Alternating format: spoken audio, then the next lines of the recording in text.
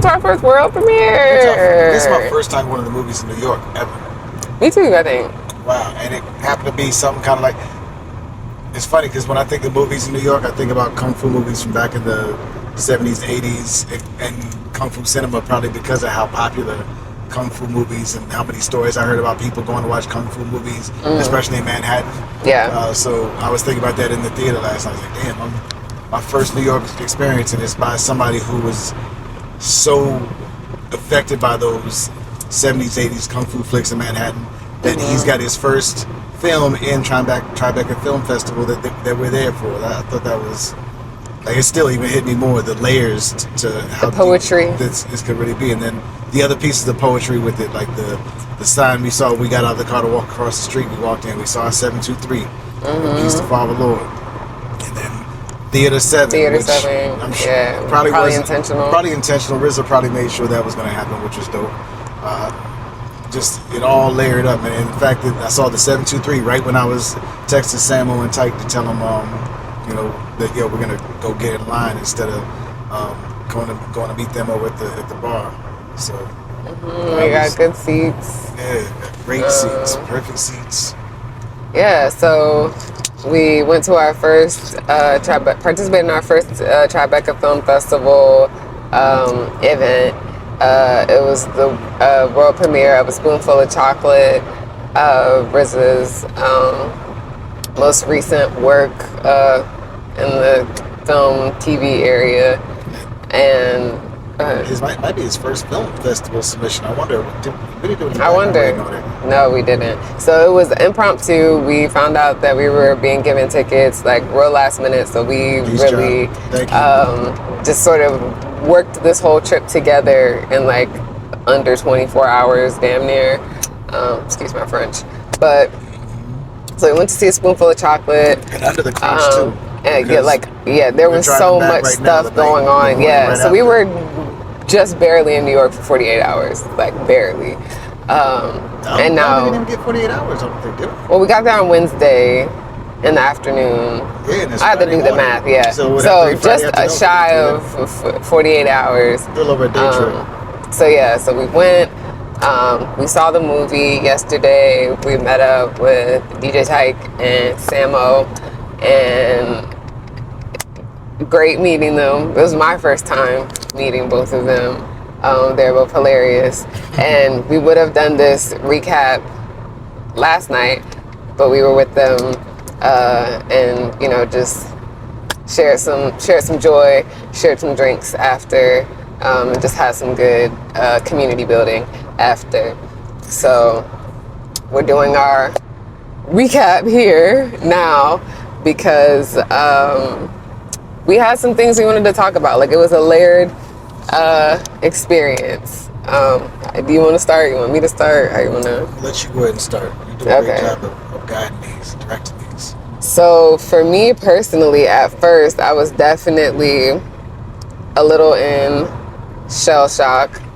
I thought the cast was interesting. I was a little nervous when I saw that the lead was one of the same actors who had been a part of the Wu-Tang series on Hulu. We watched that, and we had some thoughts on that.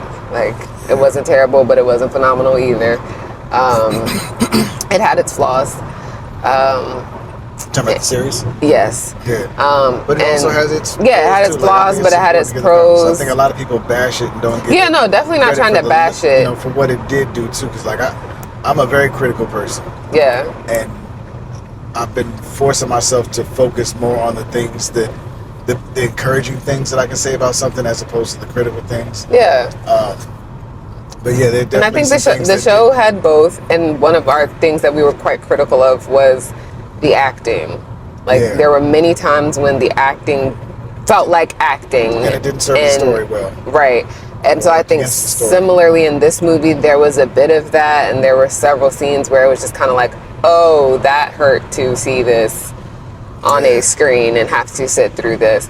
But I will say that I was starting with the cast. So it was a surprise to see Shameik Moore again. Surprised to see Paris Jackson.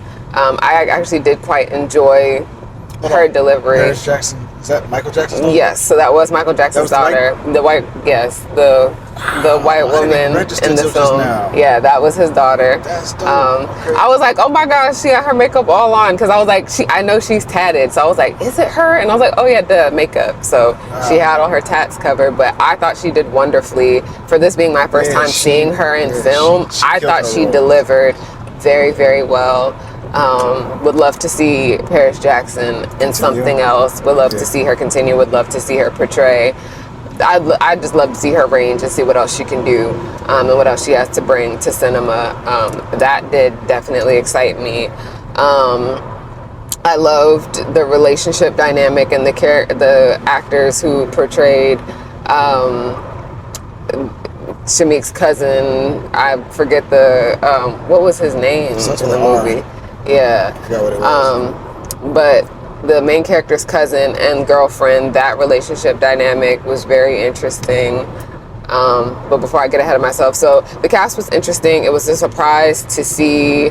Now, of course, I'm gonna blank on his name, and I see his face right there. No.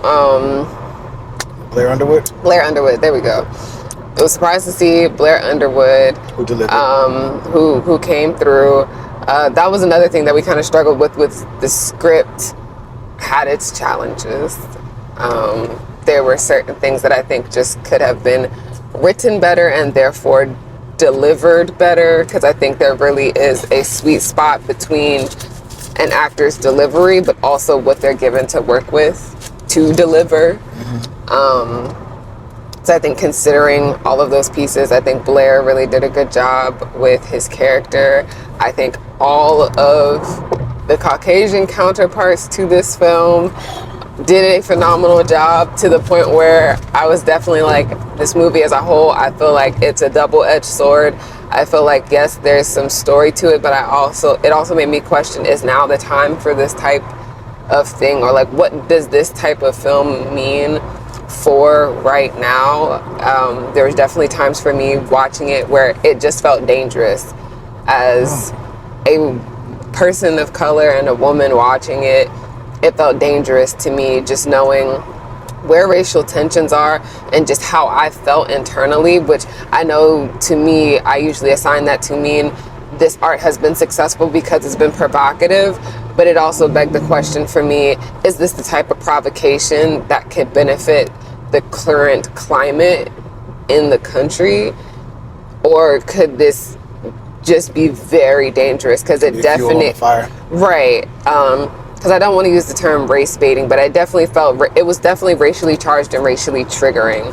To the point that I had to keep stopping myself from squeezing your shoulder. Yeah, like we both had to keep like remember to breathe. And like, this is one of the pros about it too. Yeah, this is a pro. Like things about the movie. It definitely conjured the emotion. Like I think if that was part of the intention, it definitely got you there.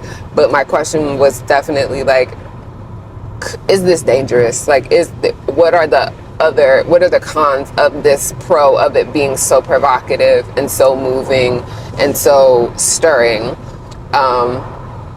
Because depending on who lays their eyes on this movie, there's so many different, like, who and what their background and their experience is, whether black or white or other. It was very, very heavy, and it was very much a race-based tale, and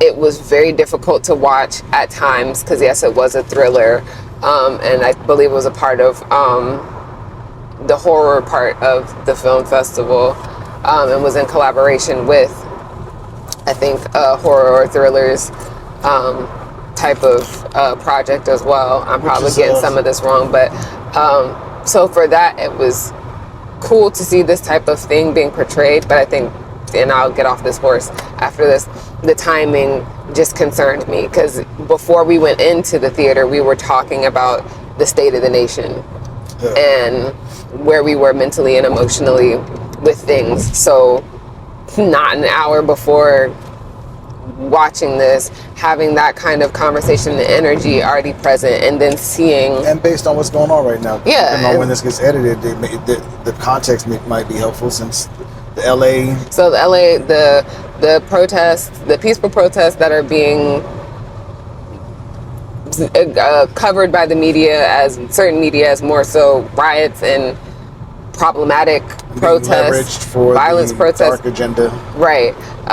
So the protests in New York, the protests in LA, like just in several major cities, there's these protests going on. And we've been seeing a lot of coverage about that. At the same time, we've been keeping up with the things going on overseas with a certain, with Palestine and with Gaza.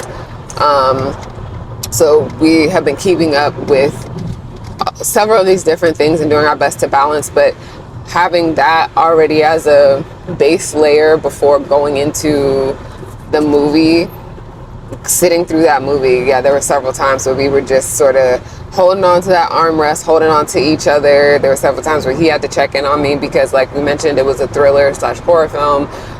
So there was definitely a lot of gruesomeness. And then also, as to Black American people, there was some history conjured and being participated in present day that was displayed in the movie. There were scenes where a Black body was killed, and particularly a Black man. Like, I think everybody who died in this film that was Black was a man.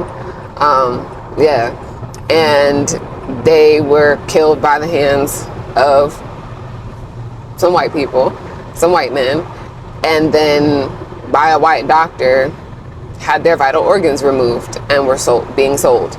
And so, say spoiler, no spoiler. Oh, I'm sorry. Right, Spoiler. Thing. You ain't gotta say it. Oh, yes. Put it in the bumper at the beginning, maybe. Okay. Yeah. So that was just, for obvious reasons, provocative and emotionally jarring and triggering to sit through watching. Because a lot of them were brutally beaten with bats and other items before dying. And then one person was still alive but unconscious and woke up while on the table having his organs removed. And so sitting through that in a mixed theater at that, like, we came in early, we got to see all different sorts of faces and people's enter the theater. And yeah, that was just, part of my friends, a clusterfuck. We don't have to bleep that out, but I needed to say that. That was a clusterfuck of emotion to have going on in a film during a time of high racial tension. To see that, and I guess I'm going back to what I said before, felt dangerous, felt terrifying. But I did like how, starting the beginning, we meet, I'm so mad I cannot remember the character's name. Before you get off the terrifying and dangerous part, yeah, if we can explore it for a quick second. Mm-hmm. What danger do you see? And then also on the side of balance, so that we mm-hmm. for the sake of self, mm-hmm. Preserving ourselves and our own sanity. What positives or pros do you see that could balance out the potential danger or cons? Okay, so the first part of your question was, what about the danger? Was what made it? So what made it feel dangerous? How do you articulate what could some of what made the it dangerous results be? Some of the dangerous results, ramifications. Some of the dangerous results for me varied. So for one, me mentally, it felt overwhelming to see and dangerous to see something like that, because it made me feel helpless. Because it reminded me, like, yeah, there are still places, there are still sundown towns where some of this stuff may actually be happening under the radar and we don't know. Because not even a couple weeks ago, I had just seen someone talking about on TikTok that there have been, I think at this point, there were 2 Black men who were truck drivers who were found hung in the South, and it was declared suicide. And that didn't sit right with my spirit.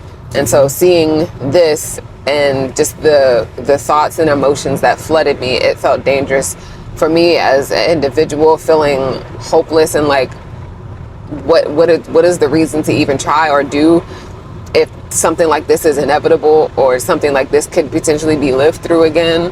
Like, that felt very emotionally disruptive. And then in terms of, if I know I felt like this leaving the theater, and yes, there were several moments of release valve moments where it felt like some sort of justice or something was happening, even if not the kind of justice we have been taught, conditioned, or believed should be. Like, it wasn't nonviolent justice.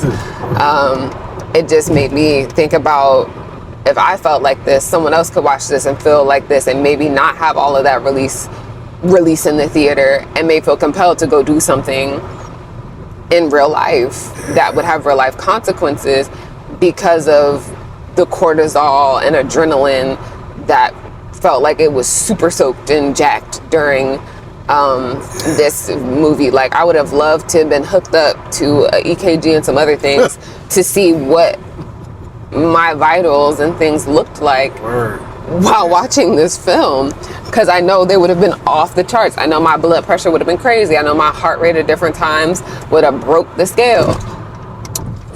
And my breath, like, I know at different times I was not breathing at all. I was holding my breath. Biting my lip, gritting my teeth. Right, and so there was all this squeezing your arm, and I had to catch myself like right.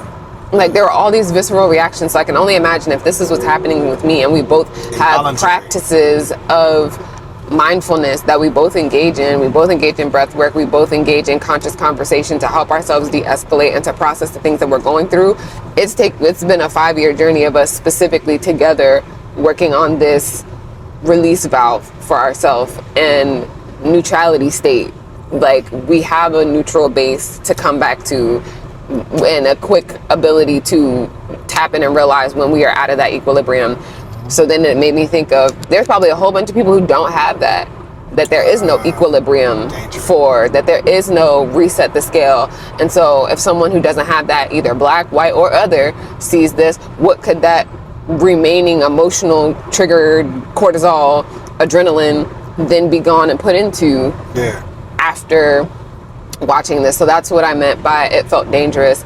And then in terms of, you asked, could there be a benefit to it? I think it was great for conversation, and I also think for people, especially in a country where history is currently and previously has been rewritten, I think it was a great opportunity for someone to potentially walk away with questions, or to go and find out, wait, did something like this happen? Does this happen? Because then this really did tap into that whole history of Black people being seen as less than, Black people not being perceived as human, Black people being perceived as just for profit or for cattle. Because they literally is the line in the movie where one of the white characters say, a Black person isn't valuable for nothing unless they're dead. Like, that is where you're most valuable, because then all your organs can be sold. And I wonder if the numbers were legit, but they were talking about how much they would get for each organ that was sold. And so they were basically saying the only worthwhile, and the N-word, oh my God, the N-word was slung and slew around this type of movie. Every type of slur trigger, the N-word, boy, son, like every Southern bomb was dropped in this film. And the looks, and you felt it when the words were delivered. Like, every time I could feel myself tense up. And yes, it was a lot. And that's why I got to give credit to him for being able to convey that emotion to the point that there was a physiological reaction, a mental reaction on top of that. It takes skill, but also it's kind of. There are police reported ahead. Appreciate you. It's also, I get it. It's also kind of low hanging fruit. And that's an easy way to trigger audiences with, racially charged rhetoric. But it's just the way the actors delivered their lines, the way that it was one of those scenes when that was happening were cut, edited, performed. It was one of those, I would never want to meet y'all in real life because y'all have portrayed this so well. I have questions and concerns. Yeah, somebody enjoyed that, spitting that word a little too much. Oh, and the spit. Oh my God, the spitting. Oh, yeah. It was a lot. Well, on the other, is that it for the the cons and pros? Well, in that segment, because then I was going to loop back around to the beginning was where I was headed, and we wanted to close out the dangerous part. Okay. So yes, for the pros, I think that was a pro in terms of flipping the coin of feeling like this was dangerous. I don't know if the pros outweigh how heavy the cons felt or were experienced in that moment, but I do believe possibly that yes, that there were pros in that someone maybe got educated or had something to go home and research or wonder about, or at least question about some of the things that were portrayed and how they were done. And then I think it also did a great job of showing the kind of ridiculous juxtaposition of some of the things, like the Legion, I don't remember what they were calling themselves, but in the building that the racist folks held up in was called the Legion something.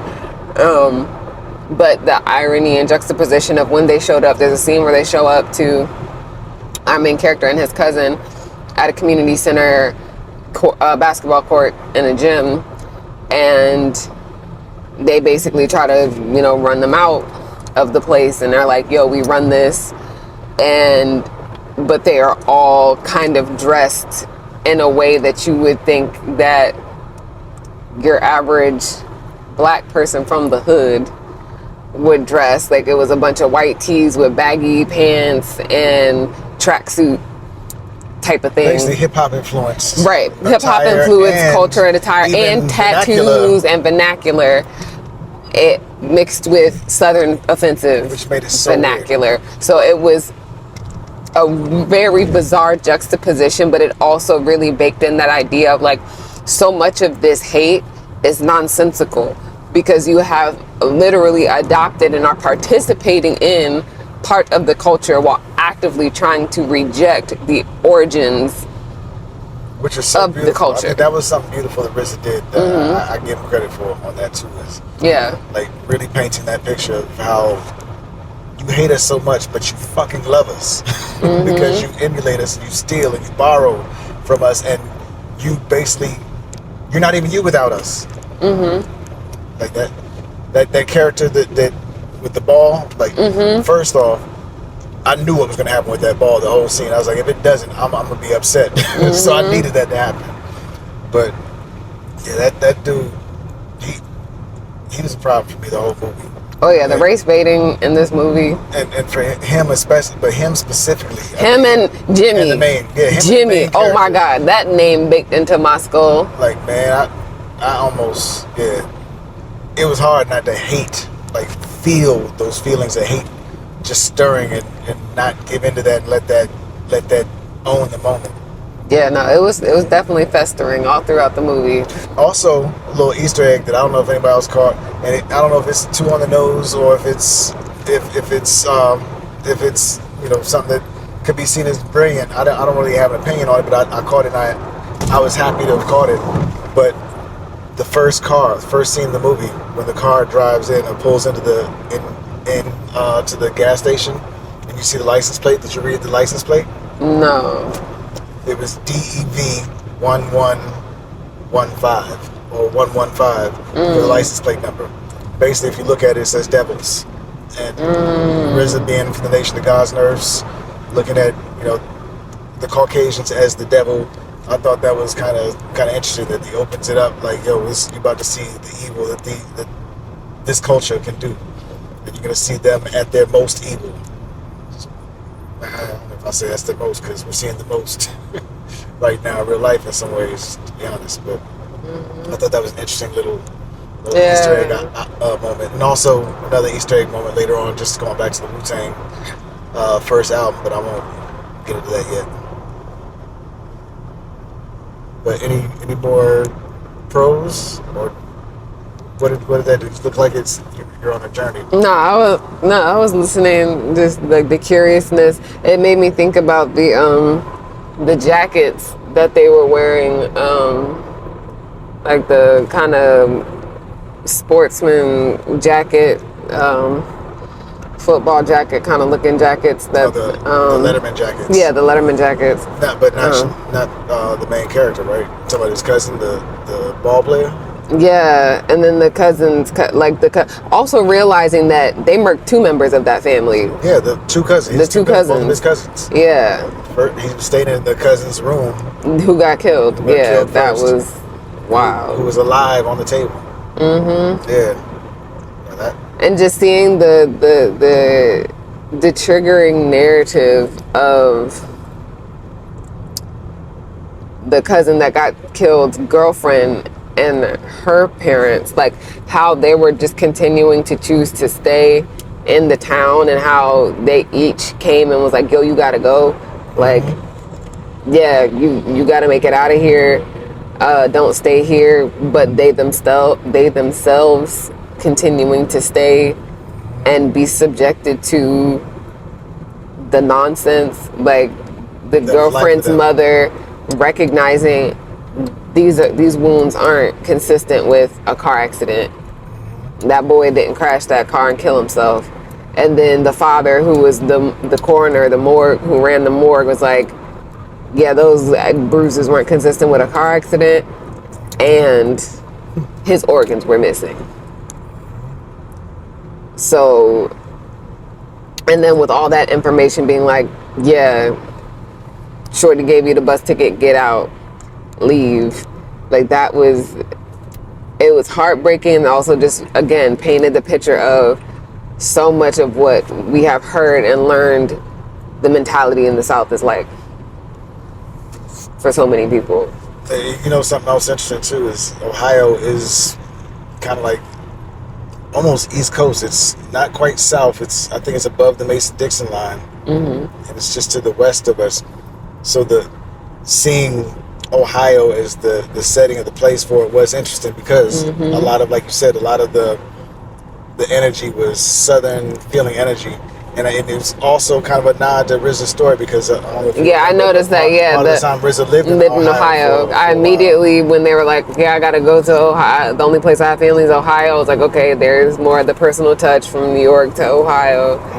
Yeah, a little bit of his story, a little bit of him telling the story that he knows or he can speak to. I mean, I wonder, what his time was like in Ohio, and if he saw things that there while he was there that inspired this. Oh man, that's crazy. It's trippy taking these off and seeing the world. Like the world isn't full color still. Wow, that's crazy. The world I was having to adjust. Yeah, the world looks really flat right now, color wise. Sorry, sidebar. No, you're good. Yeah, that was interesting as well. Just that part of it. Were there any other pros or positive things that you think could be positively influential as opposed to dangerous, or the contrast with the dangerous? I don't know, especially given, okay, again, spoiler, the whole thing is spoiled, how the movie ended. Like, they leave you to perceive either he shot him and killed him, or my thought was, the way I would have ended it was I'd have shot him just past his head and not shot him at all, but made him feel like that was where it was gonna go. And then I was like, the way y'all had this compound, ain't no way y'all didn't have a back door. I'd have found my way out the back door into the woods, especially since he was reading that book on survival. Like, I would have just loved to seen him gone into the cut, and like that have been the end, since we knew there was no way for him to walk out and not be murked on sight. Well, when the movie ended, we did have that guy in front of us bouncing about, we need a part 2, we need 2 spoonfuls of chocolate. Yeah. So but that, and then also, I would have given a moment to let marinate further. He just confessed, and we know the news station was outside. He has just confessed to killing several black men, selling their organs. Like, he's basically just snitched on the entire town, or those members who were participating in this ring.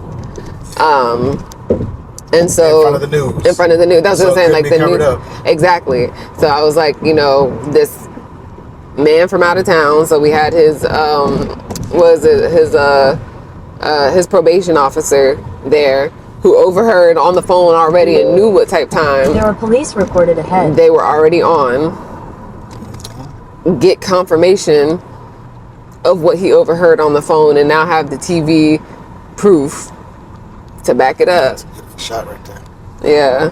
So I would have. Oh, the phone. Take my phone right there. So I would have loved to have seen, you know, just a couple minutes more, like see Shanique's character make it out into the woods to really go into that, how they were sort of leaning into the how to fight an animal or survive in the wild, like seeing him make it out of there and into the wild to live out what the book that the guy gave him on the bus to Ohio originally, and seeing one last standing shot of everybody witnessing, like, oh, he just blew the lid on all of this, you just gave your confession. And would have loved to seen the bullet having just missed him and being in the wall behind him, since he was already incapable of getting up and doing anything anyway. And then knowing that, okay, I left you alive, because so either you're gonna have to take your own life because of your pride, or you're gonna have to deal with everything, the consequences for your actions on the outside, now that you have given your testimony. Essentially, you have given your confession of your guilt, and he didn't burn the whole place down, so y'all whole trophy room is still in there. That was the other thing that sent me. The fact that they had trophies, like they had Jordans encased, they had the Letterman jackets hanging, they had trophies from everybody, every life they took. Damn, I didn't even register that. See, that's why I love watching movies. You catch details that I miss. Like that was troubling for me too. And it tied full circle when they said the first cousin that died. They were like, yeah, they said they never found his jacket, and Shamique's character made the comment, yeah, well, I guess finders keepers, and his jacket was in that Hall of Fame, that trophy room, along with somebody's Air Forces and several other things. I was like, wow, that's trifling. That's petty. Trifling. So, again, I think RZA did a great job then with getting the emotional response if these things stuck in the memories, which is. So yeah, all over, I would say, like, it was okay. Well, like, it was experimental, I would say, and for being experimental in a film festival contribution, like, I think it was impactful in many ways, and I'm grateful for the experience. Not in a rush to see it again, but. Well, on the positives front too, though, I think there is something that I took away. Also, it's just that, especially being, literally living the life of being one spoonful of chocolate, or a spoonful in almost every classroom throughout my elementary school, most of my elementary school experience, and middle school, 6th and 7th grade. Like that feeling of being alone and hopelessness, like the motivation to say, you know what, if shit gets bad enough, go out. Go, like, don't be intimidated or scared by this. You do have some way to empower yourself. I mean, you saw him using books. He empowered himself with books. He educated himself. He trained himself. He kept his training up on his own while he was locked up. Like, just you can empower yourself, and you can do something to help yourself in the midst of what looked like impossible odds. And you saw a character beating impossible racial odds in a time when right now we, as what is last I heard 13% of the population in America, and being people who are under pressure right now, maybe not so much blatantly and in the news as it is for our brown brothers and sisters right now, but we've always been a target and in many of our eyes, and mine, depending on which day, the primary target of the DEV 1115s. It was motivating in a sense. Just saying, you know what, it's a good time to stay on top of your training and to encourage training, not just the body but the mind, and just doing your best to get control of this, because that's where the warfare takes place, the bulk of the warfare takes place. And you saw a lot of the pain he was dealing with was psychological. I mean, it got physical at times, but the mental pain in those movies, hearing them talk the way they talk to him and seeing, you know, him having to navigate that stuff was painful. So seeing that there was at least some recourse, even if it wasn't a pretty, beautiful, glorious, you know, flowery ending. Okay, well, he didn't just roll over and that was it. So I appreciated that part. Because right now you see movies like that so many times, we end up being the victims, and then we end up being just a sad victor in the end, or sadly overcoming somehow. Yeah. Where this dude got to get his lick back. Got his licks back. Yeah. And for all that he was taking, and all that we were taking in the movie, it felt good to get a little vindication in there too. And that's why I said that part felt dangerous. It's dangerous because boy, the way the claps erupted in that theater when he was getting busy, he got his business in. Boy, and how quiet it was when he was under stress. Yeah, I'll say that very few movies and you know that very few movies keep me awake or hold my attention all the way through. I'm usually off writing movies of my own in my head, living out some dream, writing towards some dream in my head in the midst of a movie. It's kept my attention fully the whole time. That is true. And it's not because it was RZA that it happened. Like that's not how my brain works. So I had to give credit to the fact that the movie kept my attention the whole time. Yeah. And had me emotionally invested. Yeah, definitely that part, the emotional investment. And against my will, because I don't do thrillers, I don't do horror. Like I didn't read anything about the movie beforehand. I think I'd heard that it was a thriller, and I still didn't give myself time to think about it. Normally I wouldn't watch something like that. I don't get into gore. And it wasn't gory, but it had some scenes that there were some gory scenes. They might be labeled as gory.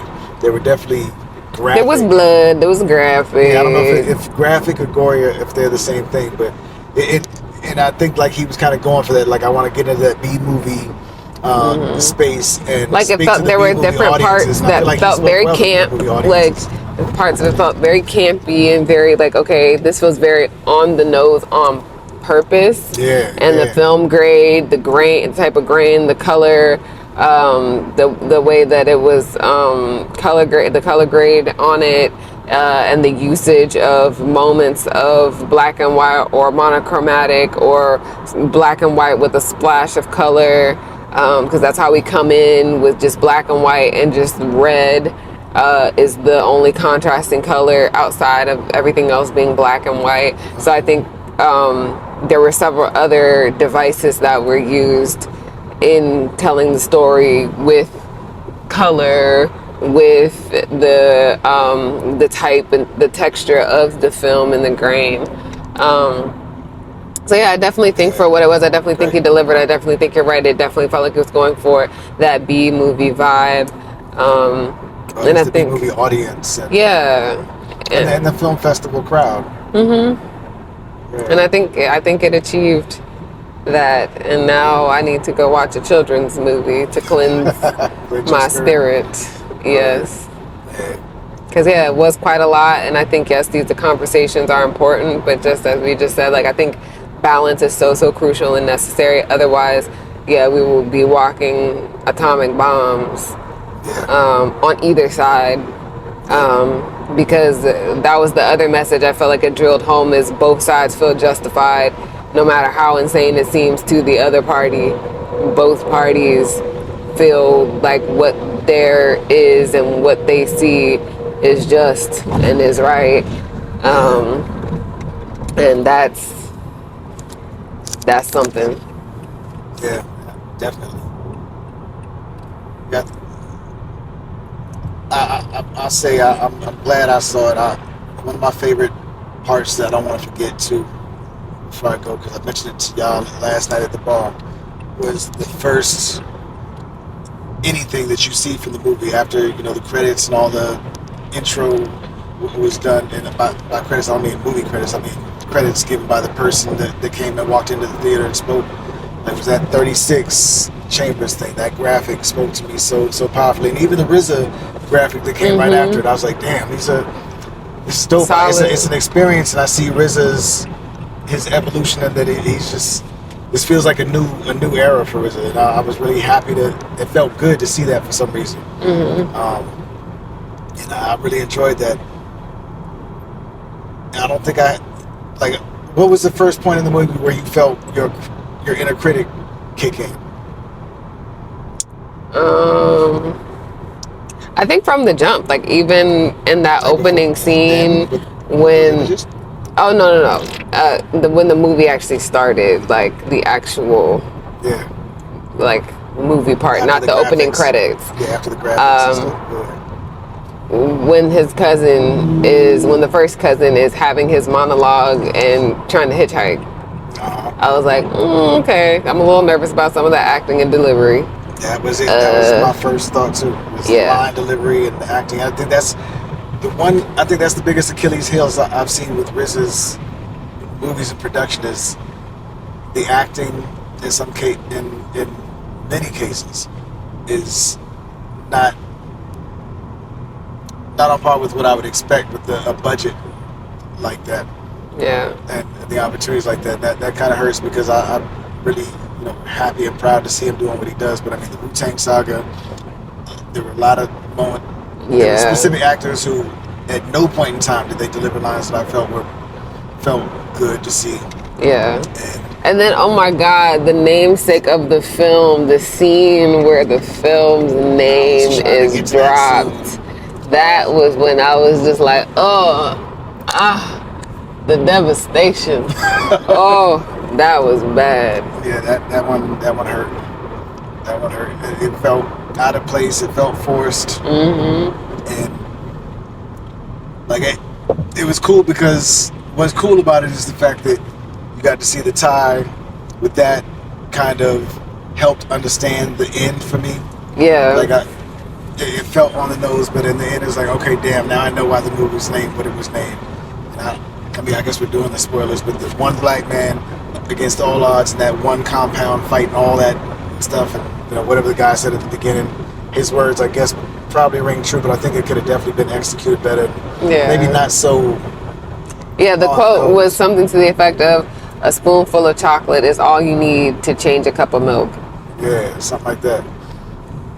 And he was absolutely... Because he was triggered because there was, I guess, cocoa powder at their breakfast and lunch because he was staying at a veteran's shelter, and someone left just a spoonful of the instant chocolate left, which wasn't enough to make the type of milk or drink he was looking to make.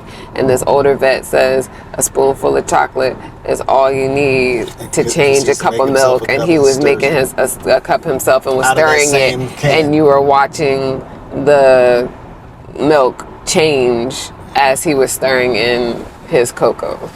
And maybe if it was filmed better and delivered differently or whatever. And then the audio sounded distressed at that part too. Like it took me a moment to hear, and I was like, okay, I wonder if that's on purpose because he's an older gentleman.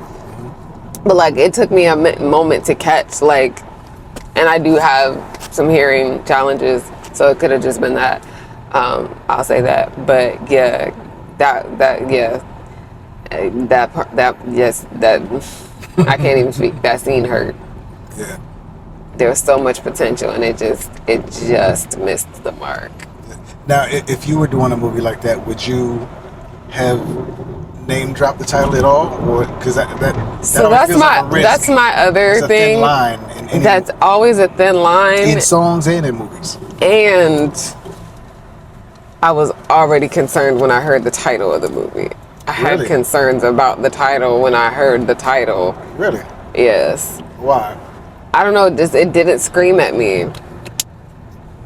It didn't scream at me. And then hearing it delivered in the movie, I was like, yeah, this was the same reaction I had to hearing that this was the name of the movie. Well, see, I had the, I don't know if I had the reaction to it, but thinking about it, the name does what I think art should do in many cases, which is create curiosity. Like, I was curious about why he named it that, and that's how I kind of wish that he didn't answer it, so that I'd still be thinking about it or wondering it or trying to figure it out for myself. Like, if he hadn't had that scene at the beginning of the movie, and I just had to figure it out based on what happened at the end of the movie, I think it would have been more satisfying for me to, draw those lines.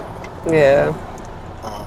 Yeah, I think that's always a risk with putting the actual name of the film in the film. I think that's always a risk that's run, like whether or not it lands. Yeah. And then just, again, execution. The execution of it really has to be there, and that scene hurt. And then they had the audacity to recall it as a memory later. Oh shit, I forgot about that now. Yeah. Which I think was still a little, not giving the audience enough credit. Or maybe it is. Maybe the audience that you're going for, I don't know, the B-movie audience, because I'm not a big movie file, big cinema file. Yeah. I didn't even start getting into movies. We're on the road. That's why we're doing this, because we love learning, but we also, he says he's not cinephile, but we do love film and TV and movies and when I say that too, I mean, like, I haven't studied film or movie like intently, because I've just realizing over the past couple of years that I've always had this attention issue. So anytime I've been in a movie or film, I haven't realized it most of my life, but I zone out and I disappear partway through the movie. You enter your own world of creation. Yeah, something inspires me or triggers a thought, and then I'm gone for like 10 minutes at a time through most movies. Oh, damn. What's that? Mr. Maryland Sign. Oh, there's another one too. But, so yeah, that, I forgot where we're on that.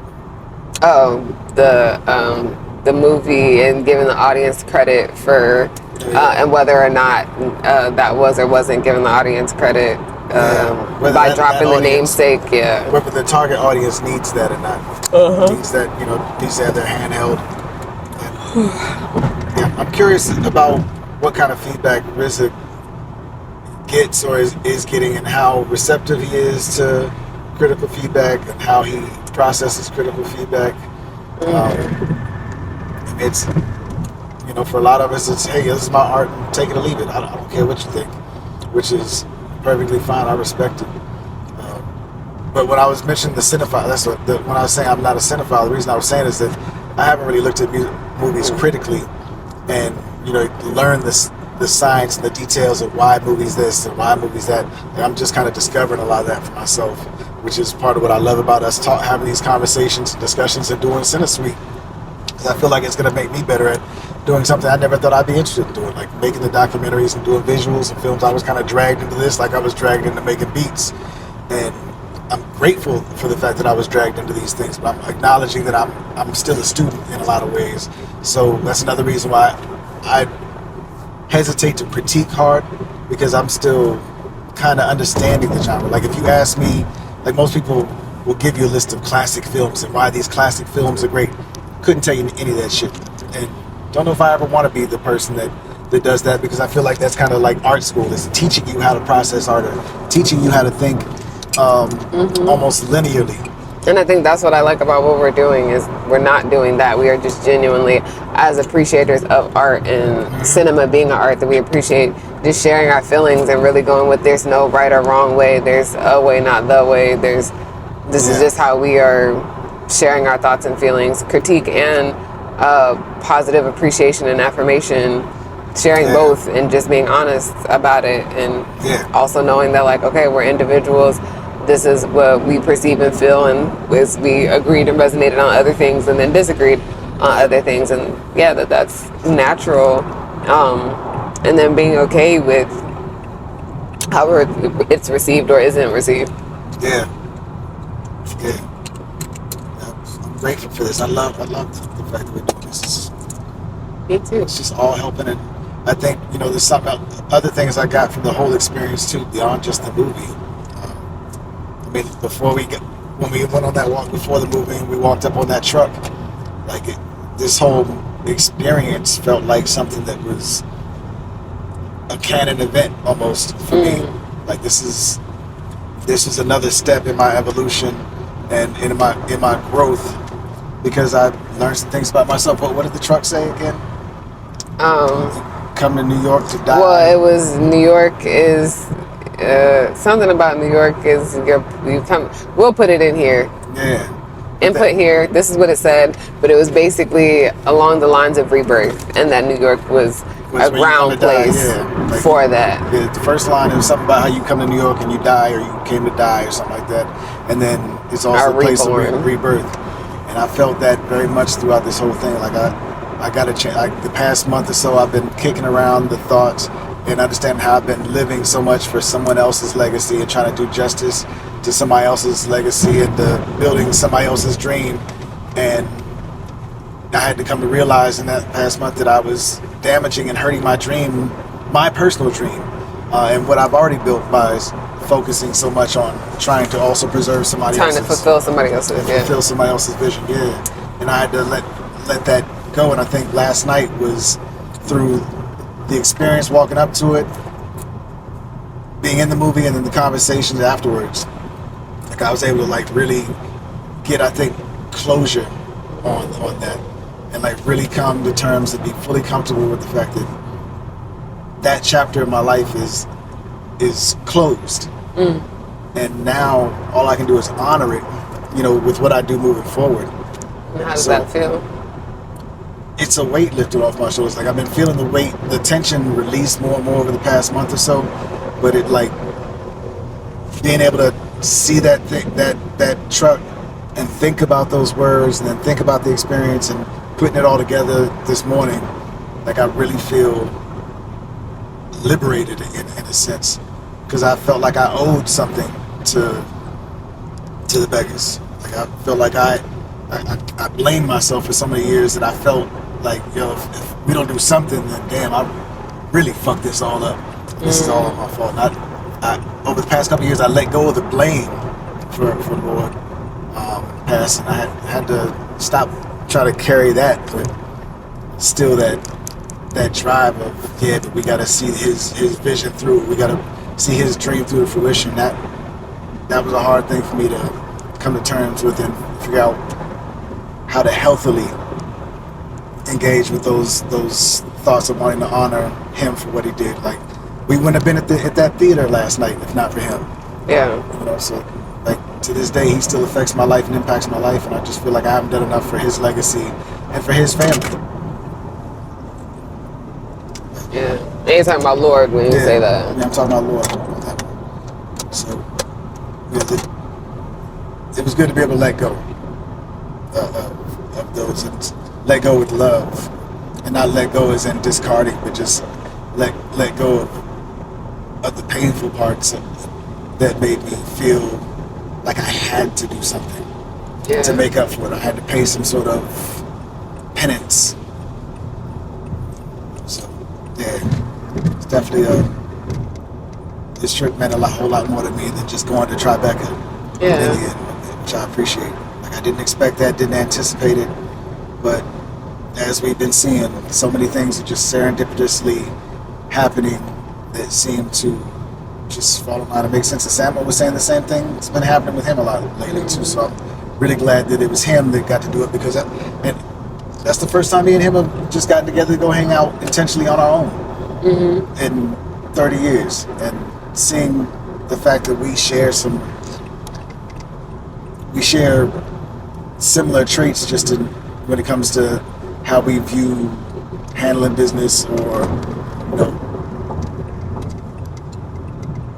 things creatively, and then also how we both came from a background of doing similar things to take care of ourselves at one point in our lives, and we connected on that.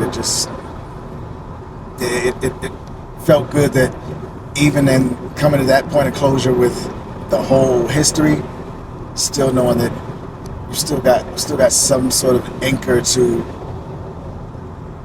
in my opinion, the MC who was probably closest to what Lord was as an artist to me, and not in like a similarity of styles, but just in caliber of his artistry and like his ability to be impactful. to listeners, and his ability to impact people with what he says, how he says it, and just the way he thinks creatively and expresses himself creatively. So it's great to see that even though I had to let go of that, I still got a piece of that means a lot to me to continue to create with.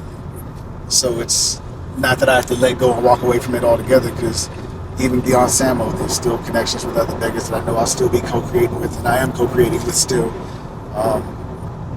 So being able to put it all in context and just understand that the best way I can serve that dream is by building mine on top of that. Yeah. And I think that's the healthiest thing too, and a lot of those age-old sayings talk about that you really can't live for anybody but you, or you're going to just be stuck in a hellish scape suffering if you don't. And I have been for damn near 30 years. Yeah. And I mean, it was one of those things that most people around me knew that they could hear and see it come out in some way, shape, or form. If you really knew me, that there's always just probably an unhealthy obsession with trying to still make something happen with the beggars for all these years. To be able to finally let that go is... I think you basically successfully walked through most of the stages of grief now, I think. Yeah. Cycle of completion. Yeah. So that is our story for today. We saw a spoonful of chocolate. We had some closure. We had some fun. We had some mid food. That's probably the worst food experience I've ever had in New York was what happened this time. I don't know what happened. Our little barometer was off, but... And our goal of vlogging cost us quite a bit in tickets. Oh my God. Yeah. Then we both got to walk away from New York like, yeah, not in a rush to come back again. Like, and then the thing I was saying this morning, I love to shop in New York. The thrifting in New York, superior. The art and the like, I would buy home decor and things for interior design in New York, clothing in New York. Don't want to live in New York. My God, I'm tired of the smell of piss and trying not to step in shit. Yeah. Peace, love, and fairy dust. We had a great time, learned some lessons. We'll be back for the edge the next time. Coming soon. Peace, love, and fairy dust. We don't have a Cinema Suite sign off yet, but those are our thoughts and feelings on the movie. Till next time. Peace. There's another one coming real soon because we just finished watching that, and now we're going to go see Sinners, so stay tuned.